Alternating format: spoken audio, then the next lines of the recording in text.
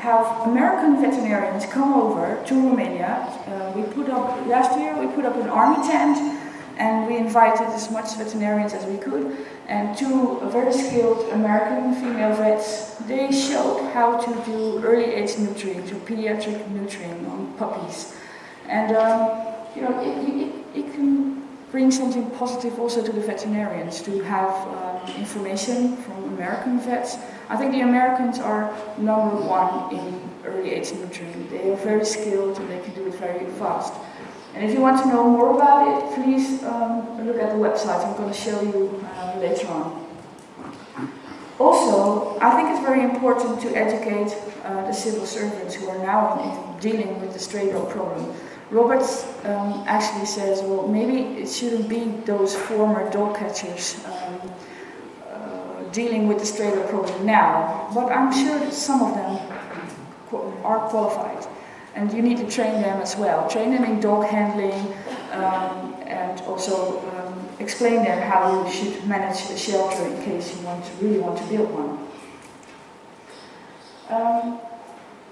This is also one of Robert's pinpoints, I guess. It's about adoption centers and sanctuaries. I always like to make a difference between an adoption center and a sanctuary.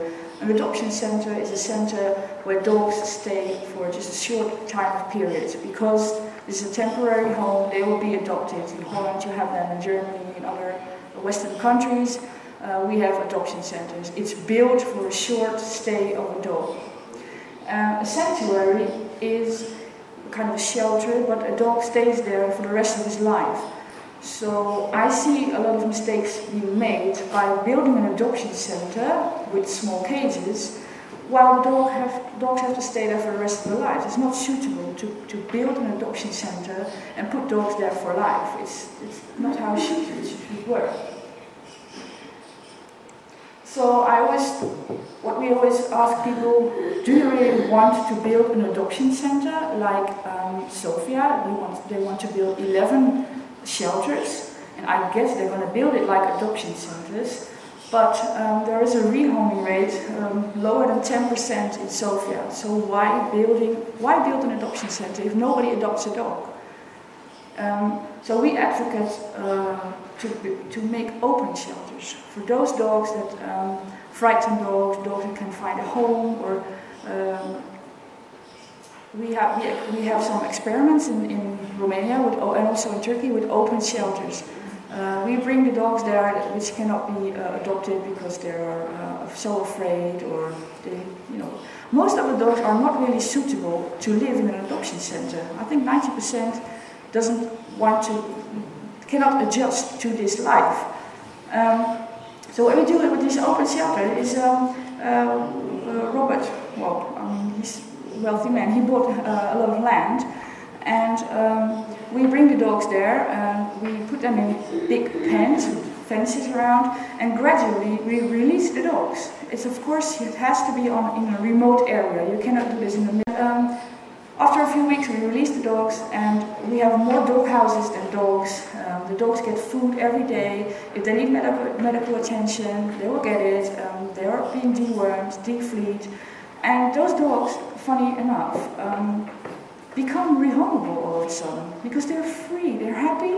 And I witnessed it myself. I was there last year, I think, and there was a dog, a very frightened dog, and 4 weeks later I came back and his hair was all grown long, and he was jumping at me, and the first time, he was afraid, but these dogs are not locked up, so they feel much better and become rehomable dogs. Do you want at this stage for maybe Katerina to explain in Bulgarian? She visited our open shelter. She's Bulgarian, and she visited our shelter, so maybe our open shelter. It's very new, it's hard to explain in English, so Katerina.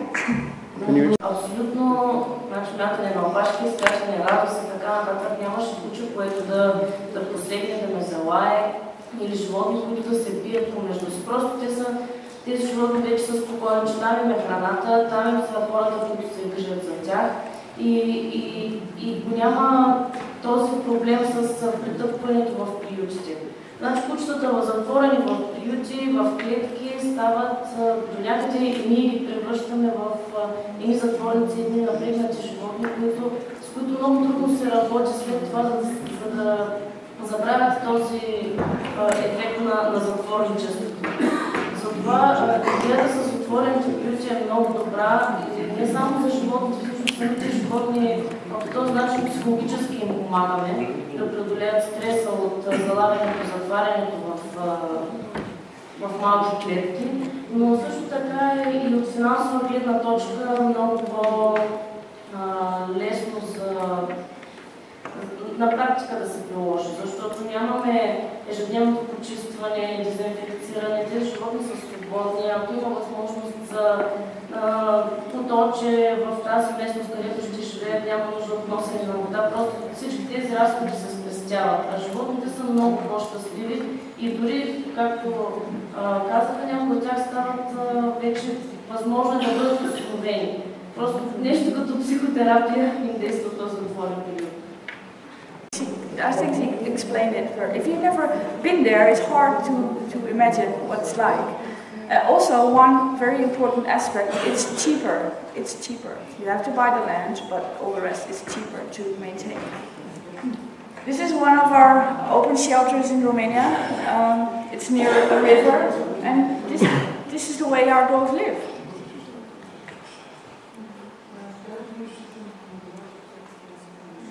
This is the shelter where Katrina was talking about in Bihor. So you see they all have dog houses.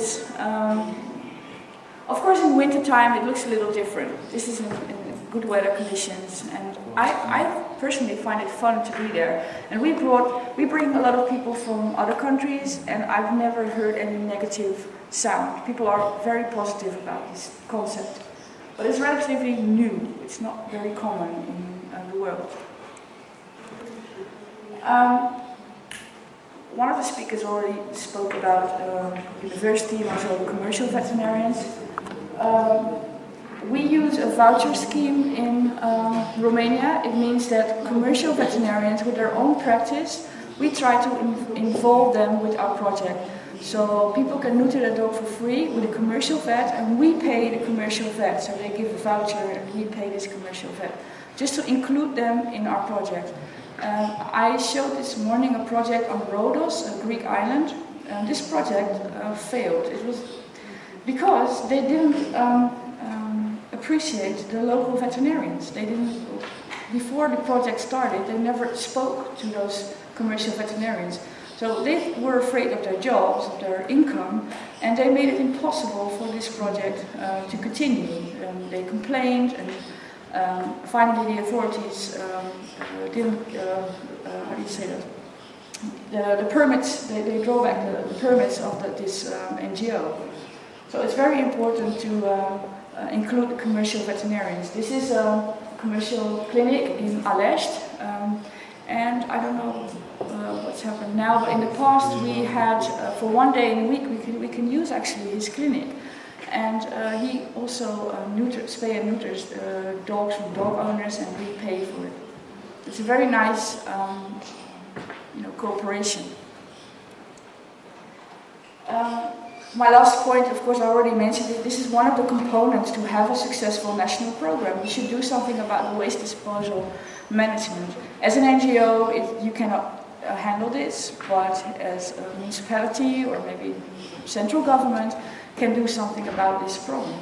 And that's, the food source will be a little reduced, and dogs don't, mess up with all the trash. So it's a complete plan. If you miss one of the components, your plan will fail. So this is it.